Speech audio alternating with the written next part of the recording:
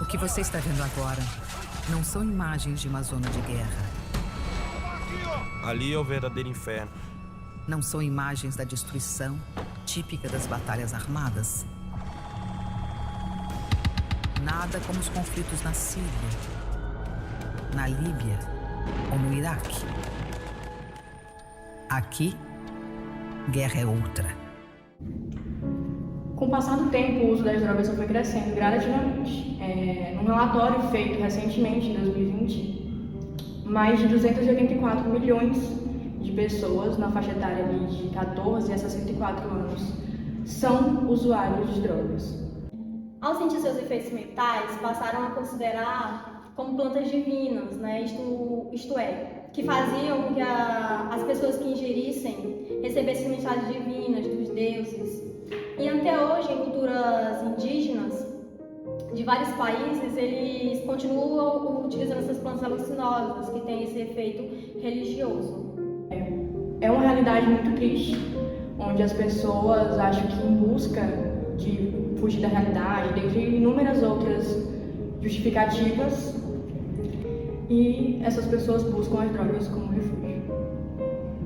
Em muitas plantas existem substâncias psicoativas que logo os povos, com hábitos de vidas mais antigos e naturais, foram descobrindo e foram associando utilizando nos rituais religiosos, que são divididos em dois tipos básicos, que são as alucinógenas, que interferem na percepção de sentidos, e as psicoativas, e as drogas estimulantes, que diminuem o sono, aumentam a adrenalina. Bom, e como que ocorre a popularização das drogas ilícitas? Foram através de movimentos artísticos, como o hippie nas décadas de 50 e 60, que começou a popularização do uso das drogas no Brasil, que estávamos vivendo num contexto mundial de guerras, violências, ditaduras e etc. Então eles começaram a utilizar maconha, LSD, cocaína. Drogas ilícitas são aquelas drogas que não são permitidas sua venda e seu uso por lei aqui no nosso país. Dentro dessas são associadas a maconha, a cocaína, a heroína, o LSD. E a sua forma de uso é bem comum no meio de hoje. A maconha ela é por forma inalante, você fuma ela. O crack você cheira por via nasal, né?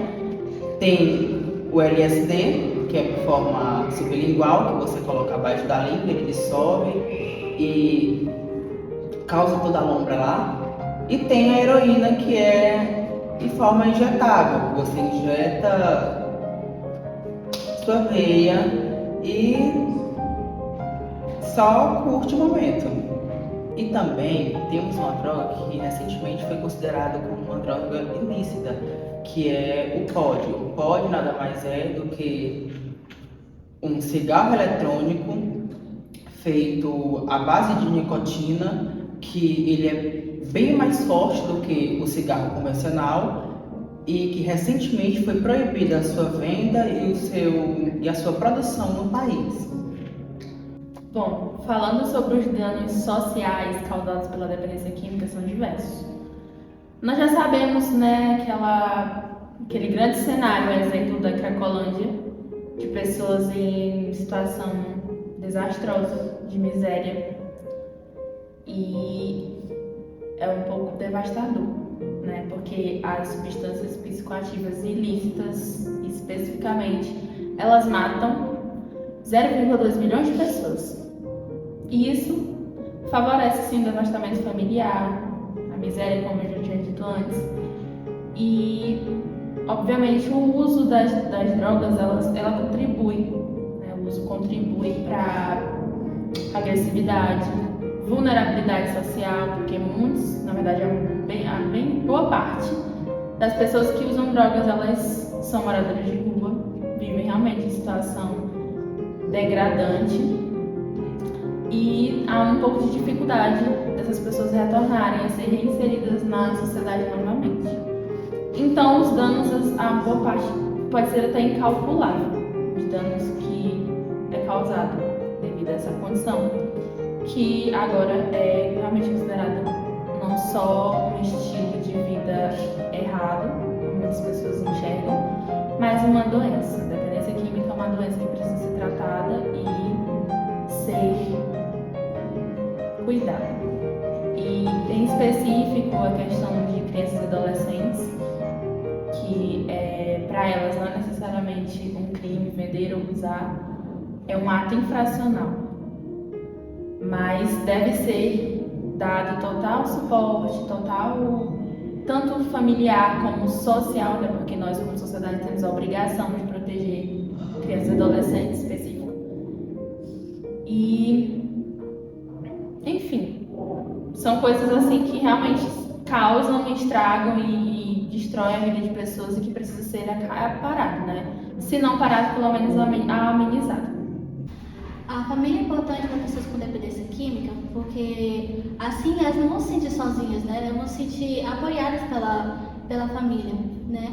E como nós sabemos, ter apoio de alguém é muito importante, principalmente da família. E com esse apoio, vou ajudar essas pessoas com dependência química no tratamento, né, dos seus vícios. É importante que o indivíduo com dependência química procure ajuda com profissionais de psicologia quando ocorrem situações nas quais a substância está influenciando negativamente a saúde física.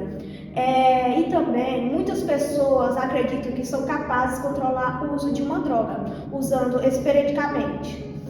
No entanto, esta é uma ideia completamente falsa. A cada exposição à droga, o usuário está correndo o risco de perder o controle e se tornar dependente. Cabe aos pais do dependente químico, né, a compreensão, a compaixão, né, para com seu filho.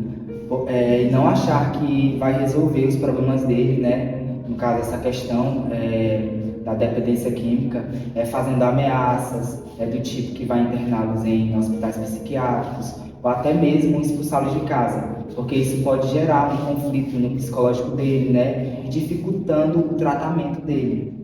Então é importante essa rede de apoio dos pais para facilitar o tratamento.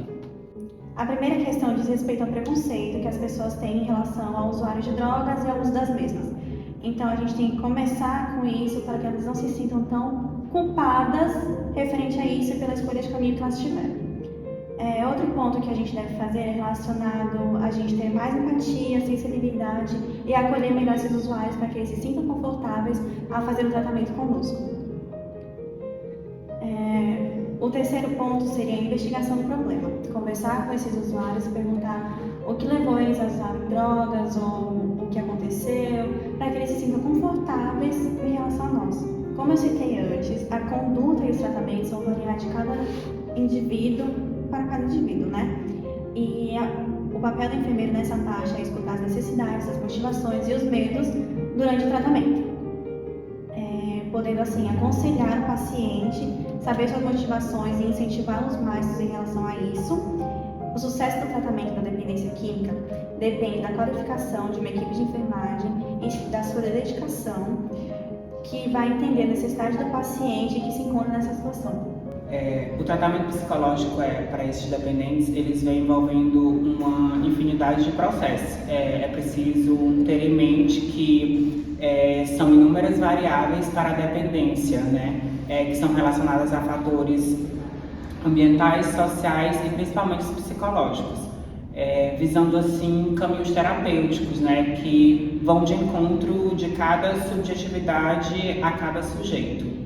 É comum, né, hoje em dia, vermos e nos depararmos com discursos que tem um toque, né, uma visão preconceituosa quando o assunto é dependência química. E o papel do psicólogo, nesse caso, é ir além, né, desses tabus e paradigmas. Quando o paciente chega ao centro de tratamento para o tratamento de dependência química, um dos primeiros passos inclui a investigação do seu problema. Só assim é possível entender com clareza quais são as necessidades da pessoa e como ajudá-lo. As perguntas sobre a investigação, ela inclui qual a substância que é usada, quanto tempo ele usa, em que frequência, em qual quantidade e em quais ambientes que ocorre esse uso, entre outras. A investigação também inclui sinais comportamentais físicos relacionados ao uso da droga, como a depressão, prejuízo social e econômico, a higiene precária, intoxicação, emagrecimento. Por fim, estamos alguns cuidados importantes para a equipe de enfermagem, durante o cuidado de pessoas com dependência química.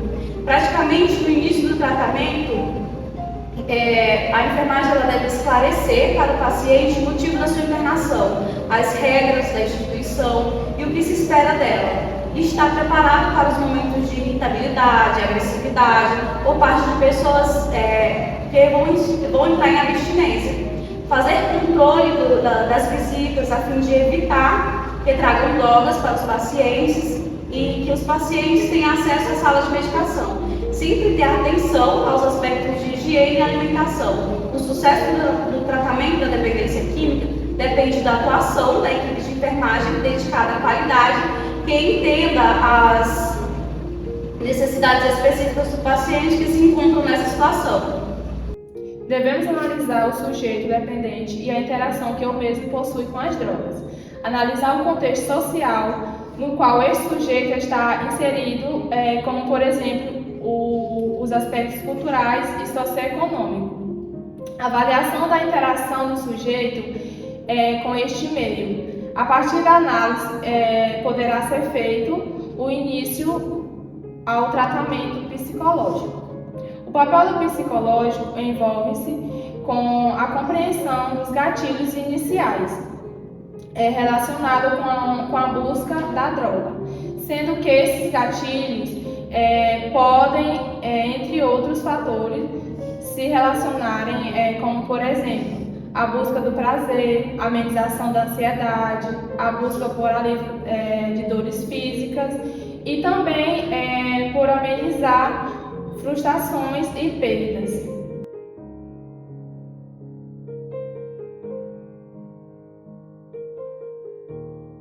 Bom, como nós sabemos, tem uma família muito importante. Como assim tem uma família muito importante, gente? Quem vai dar? Eu tenho que dar. Acho que vai dar. Não, eu vou dizer Vamos lá.